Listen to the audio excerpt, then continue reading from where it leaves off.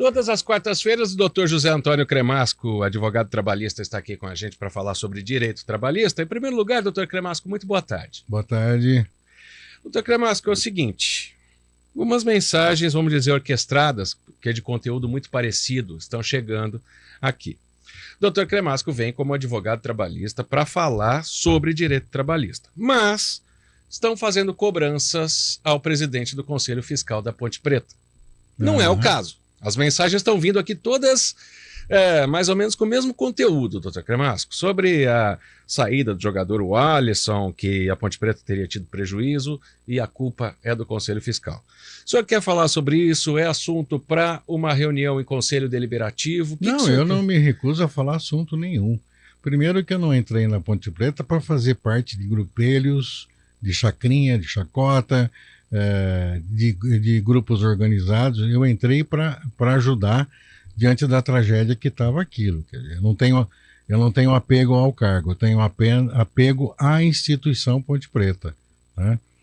Segundo, todo mundo pode até deixar um envelope lá na Ponte Preta, diante de uma denúncia tão grave como essa. Nós temos que descobrir quem, pelo que você está dizendo que é orquestrado, deve ter gente achando que alguém roubou, que alguém desviou, que tem corrupção. Eu estou dizendo que é orquestrado, doutor Cremasco, porque tem 5, 6 perguntas com o mesmo teor. Tá, então falar nesse horário desse assunto, eu deveria falar no horário do esporte, né? Mas já que está falando aqui, é muito simples. Se houve alguma falcatrua, as pessoas que estão mandando aqui pode receber esse meu compromisso no ar de que eu vou até o fim para apurar.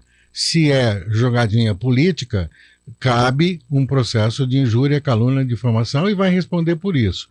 Se teve corrupção, pode contar comigo que eu vou apurar. E a outra coisa, a instância não é o presidente do Conselho Fiscal, né? O Conselho Fiscal fiscaliza as contas, mas a instância para cobrar isso é lá numa assembleia, junto os associados vão lá e cobram, mas eu me comprometo a me inteirar dessa preocupação com os pontepretanos, né? Que me parece que não é só a preocupação com a instituição, né? É fogo amigo. Doutor Cremasco, eu acho que é um assunto que não viria ao caso aqui. Como o senhor disse, não é o programa de esporte, eu acho que não é o microfone da CBN que tem que fazer essas perguntas para o senhor, né? Se é assunto interno de Ponte Preta, que seja lá entre os conselheiros, sócios do clube, né? Mas vamos voltar então a falar de direito trabalhista, que é o que a gente fala toda quarta-feira aqui. Exatamente. Quando não tem essas coisas. Não, foi uma surpresa eu chegar aqui e você me falar isso. Não, e assim, durante o programa também, porque a gente está apresentando vários assuntos aqui, a gente vê muitas mensagens do mesmo teor chegando, desconcentra todo mundo, né? Bom, mas vamos lá. É o seguinte, a semana passada nós falávamos sobre o valor do tempo de contribuição e o senhor falava dos 15 anos, né, de carteira, que é o mínimo, 65 de idade. E a pergunta que chegou na semana passada da nossa ouvinte, final do telefone 5008, é o seguinte: o valor é diferente para quem contribuiu mais? Se tiver tempo de contribuição para atingir a aposentadoria por tempo de contribuição, aí tem que ser os 20%. Quem recolhe 5% só vai conseguir a aposentadoria por idade, juntando os dois requisitos, a idade e os 15 anos.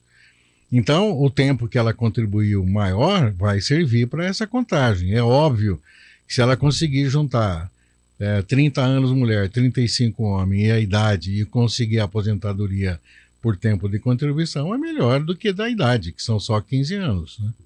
Sim. Aqui tem uma outra pergunta, nosso ouvinte final do telefone 7349. O meu marido é aposentado com 70 anos e paga uma MEI. Tem possibilidade de aumentar a aposentadoria dele futuramente? Então, essa pergunta que ela está fazendo tem sentido. Por quê? Durante muitos anos foi discutido no judiciário brasileiro uma figura chamada desaposentadoria. Você se aposenta, aí você adquire melhores condições, cancela aquela aposentadoria e obtém uma nova, que é o caso dessa pessoa, que já aposentado tem melhores condições, aumentou o tempo de contribuição. Essa tese acabou. Não adianta se iludir com isso, porque pá de cal na questão. Acabou, não existe mais a possibilidade de desaposentar. A matéria já está superada por decisões do Supremo Tribunal Federal e, infelizmente, todo esse dinheiro que ele está contribuindo depois de aposentado vai para ajudar aquela pessoa que começou a pagar com 50 anos e se aposentou aos 65, pagou 15 e mais a idade se aposenta. Então, essa contribuição vai para ajudar essas pessoas que começaram a contribuir bem tarde. Exato. E nesse caso, por exemplo, né, que ela deu o exemplo aqui, o marido tem 70 anos. Aí, no caso, ele já deveria, mesmo sendo MEI, já estar recebendo a aposentadoria. Eu entendi que ele já está aposentado, porque ele tem 70 anos, se ele tiver porque 15... ele paga uma MEI. Não, mas se ele paga a MEI, é 5%, ele vai se aposentar, já tem idade para se aposentar. Porém, repete, tem que ter os 15 anos de contribuição. Bom, Emerson, eu atuo como cooperado e recolho por um salário mínimo. Posso recolher via carnê num valor maior? Pode, não tem problema nenhum. Agora, precisa ver se ele é cooperado da cooperativa ou se ele trabalha como empregado para uma cooperativa. Aí dá vínculo de emprego. Quer dizer, se ele for cooperado, ele pode recolher um valor suplementar através de carnê, pode sim. E no próprio INSS? Sim, pode fazer. Porque tem a diferença da previdência privada que não tem nada a ver com isso, né? Não, previdência privada você contrata, paga alguém para administrar a sua aposentadoria e preenchendo os requisitos, o banco ou a instituição vai te pagar. Na previdência social é o carnezinho.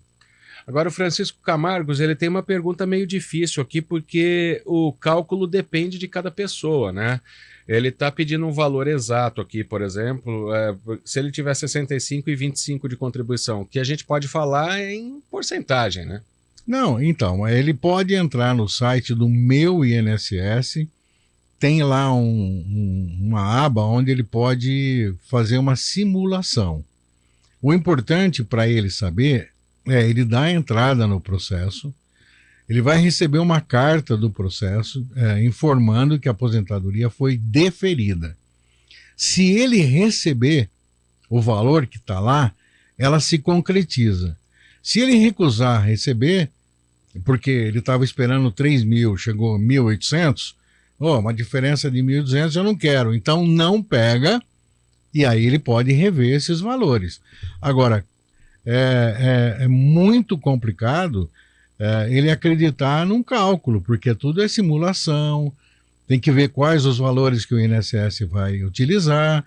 Então, o ideal entra, espera o deferimento e depois recusa se a diferença for grande. E essa diferença, ela geralmente acontece de ter essa diferença, de ter que procurar, por exemplo, um escritório de contabilidade, um advogado de direito trabalhista? É muito frequente. É muito frequente porque o INSS vai tomar como base as contribuições que estão lançadas no CNIS. Então, quer dizer, ele vai tomar como base aqueles números que pode ser os números que o segurado não tenha. Aí ele vai ter que discutir para incluir algum tempo de empresa que não foi utilizado. Então tem toda essa tramitação aí. Não recebendo, ele tem condição de discutir. A Fátima, ela é de Paulínia, ela é MEI, né, microempreendedora individual, e se ela pode complementar o INSS para aumentar a aposentadoria? Pode, ela pode pagar esse obrigatoriamente e chegar até os 20%. O ideal é ela consultar alguém da área previdenciária para saber se vale a pena ela aumentar ou não. Por exemplo, não adianta, que antigamente os cálculos para o benefício de qualquer na Previdência pegavam os últimos 36 meses. Então, a prática no Brasil da lei de Gerson, né, quando faltavam 5 anos para eu me aposentar, descarregava um monte de recolhimento. Né? Aí aumentava a renda e o para trás ficou. Agora não, agora pega desde 94 e exclui 20% menores. Então precisa fazer aí a tal de uma figura que todo mundo fala o tempo todo, do custo-benefício. Custo-benefício. E tem que ter também, doutor Cremasco, tem que saber aonde fazer, né? Porque já vi, por exemplo, né, essas empresas aí que querem fazer, quando a pessoa já se aposentou, querem fazer consignado para aposentado, e aí pega uns aposentados aí que são são menos informados, né, mais humildes. Olha, se o senhor não pagar, vai perder a aposentadoria, se o senhor não pagar a gente. Então tem que saber também os locais, né, com credibilidade para fazer essas negociações, né? O que o senhor... não, aí no caso está falando de consignado, né? Mas para saber de valores, para não cair em golpe, né? O que o senhor recomenda? O ideal é pegar alguém da família que saiba manusear esses equipamentos, entrar no site, entrar no próprio site do INSS e fazer uma simulação, né? Agora, existem os advogados especialistas nisso, existem calculistas nisso, e a questão do consignado é um pouco mais do que isso, viu? Tem gente que tem consignado e não assinou nada.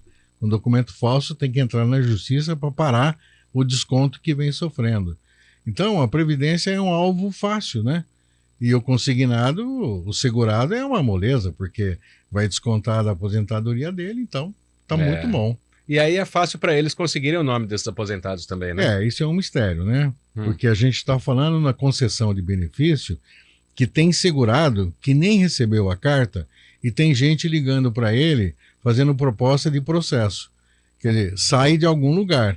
Estava na hora, né? Aliás, não é só no INSS, tem um monte de banco. Quando o bancário é demitido, ele chega em casa desanimado, chateado, triste porque foi demitido, recebe um telefonema já propondo de entrar com processo para cobrar PLR, para cobrar hora extra, que a jornada era de 8 e não de 6. Então, no Brasil, infelizmente, tem essa cultura aí de cavocar. Tá certo. Essa pergunta da Mara, antes da gente ir embora, eu até saberia responder, só que o Dr. Cremasco está aqui para isso. Tenho 24 anos de contribuição, 51 de idade. Já posso me aposentar? Não. Por quê? Não, responde aí. Respondo que não. Responde que não. E tá fácil, né? Porque tem idade mínima, né? Porque tem que ter hoje os dois requisitos, que é bom sempre repetir por conta da nossa cultura de tempo de contribuição. Que já foi o critério. Então, mas não faz tanto tempo, são 5, 6 anos da legislação nova, e ela matou os trabalhadores. Matou mesmo, literalmente matou. Por quê? Porque agora é tempo de contribuição e idade. O que ela tem que fazer as contas de quantos anos ela vai ter que trabalhar ainda. Dr. José Antônio Cremasco, muito obrigado pela presença com a gente no quadro Seu Direito. Peço desculpas ao senhor que foi pego meio de surpresa com o que aconteceu aqui com o pessoal querendo fazer reunião de conselho do clube no microfone da CBN, mas agradeço pela presença. Eu aguardo o senhor. Estão batendo em porta errada porque eu não faço politicagem de clube, eu vou fazer um trabalho sério, mas eu fiquei surpreso no momento, né? E a CBN também não faz. Então tá bom, que bom. Obrigado, doutor Cremasco. Um abraço. Até a semana que vem. Tchau, tchau. CBN, a rádio que toca notícia.